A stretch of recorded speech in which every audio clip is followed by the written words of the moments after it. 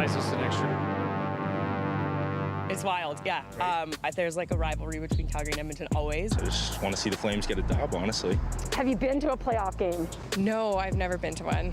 So if I were to say you could have 2 tickets to tonight's game or 2 tickets to anywhere Air Canada flies, what would you choose? Oh, I don't know. I don't know. It's Battle of Alberta. I gotta go for the Flames game, honestly. The 2 tickets to somewhere Air Canada flies. I have a surprise for you. Hi, I'm Karen. Actually, you don't have to choose. We're gonna give you Oh my God. both. You're gonna make me cry. You're doing this to a pregnant lady. Oh my God. Are you like, this isn't a joke or anything? Congratulations. Holy smokes. Congratulations. Thank you so much. Can I give you a hug? I want to give somebody a hug right now. This is bonkers. I'm going to make some calls for sure. Go Flames, go! We found a way to make Coke Zero Sugar taste better than ever. Don't believe us? Taste it and become a believer. Go on, try it. New Coke Zero Sugar, now more delicious. Best Coke ever? You bet. Shouldn't he be playing basketball? Stick to basketball. Do they even have ice in China? Women's hockey is just boring, okay? Once to watch girls play. Go back to where you belong. Go back where we belong? This is where we belong.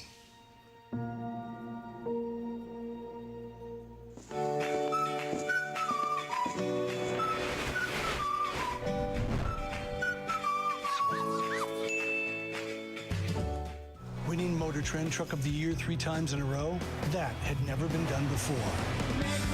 Then again, neither had a 12-inch touchscreen or 1,000 pound-feet of torque. Never been done before. It's just kind of our thing.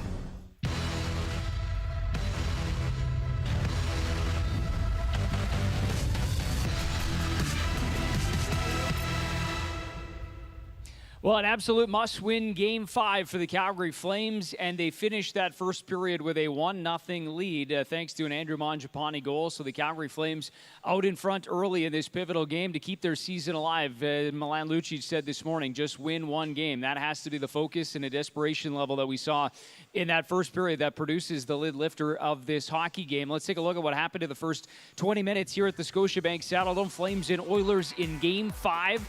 And the line of Michael Backlund, Andrew Mangiapane, and Blake Coleman have been very good all series, all playoffs since they were put together. They didn't start the opening shift of the game together, but here they are producing the first goal. Some nice work down low by Michael Backlund to pry that loose puck over to Blake Coleman, who sets up Andrew Mangiapane on the one-timer in front.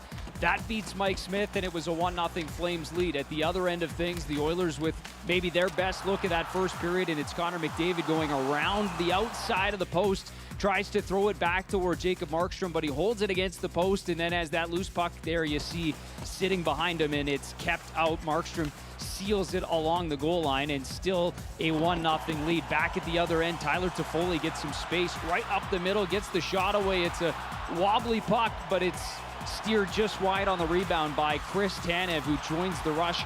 Tanev playing his second straight game after returning from injury in Game 4 up in Edmonton. He logged close to 20 minutes when he returned to the lineup the other night in Edmonton, and here tonight playing some big minutes once again with Oliver Shillington. 6.5 minutes in that first period for Chris Tanev. There you see the shots just narrowly in favor of the visitors, 6-5, low volume. But look at the face-off percentage, dominance in the dots by the Calgary Flames through one period of play. And, of course, that one power play they were unsuccessful in. That was the only man advantage in the first period. So, alas, we'll get set for a second period just around the corner. A lot of big alumni in with us. We saw Curtis Glencross, Colin Patterson. They were out in the red lot prior to the game. And there was one other Flames alumnus, a Hockey Hall of Famer as well. And Natasha Stanishevsky caught up with him just before the game. Lanny, thank you for doing this. Let's start off with how your day was today. It was the Flames Alumni Golf Tournament. How did it go for you out there? Oh my gosh, it was a fantastic day. We had unbelievable weather. Played with a group headed by Paul Valentine, one of our suite holders here, and just a great day. And we passed the $3 million mark in our tournament, and everyone just had such a great time, and we tried to rush so we could get down to the Dome for the game tonight.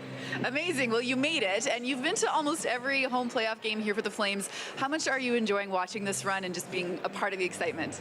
Well, I think the entire alumni is so into it. We know about the run back in '04, and it was so disappointing for both the players and the city, and to be able to be back in this great race. And don't count the Flames out yet. I got to tell you, they were in a great mood this morning. I asked how the mood was, and I look for great things tonight. And then you win the game tonight, and all the pressure goes back onto Edmonton. Let's talk about this game a little bit more. Of course, it was the 33-year anniversary yesterday of you winning the Stanley Cup with Calgary. What would your message, or what sort of advice or wisdom would you impart on this team, knowing that they have to win the next 3? You know what? I'll give you an example. Team Canada today was down 3-0, fought back to tie the game in the last couple of minutes, won it in overtime. You're never out of it, and they are completely capable of winning 3 games straight.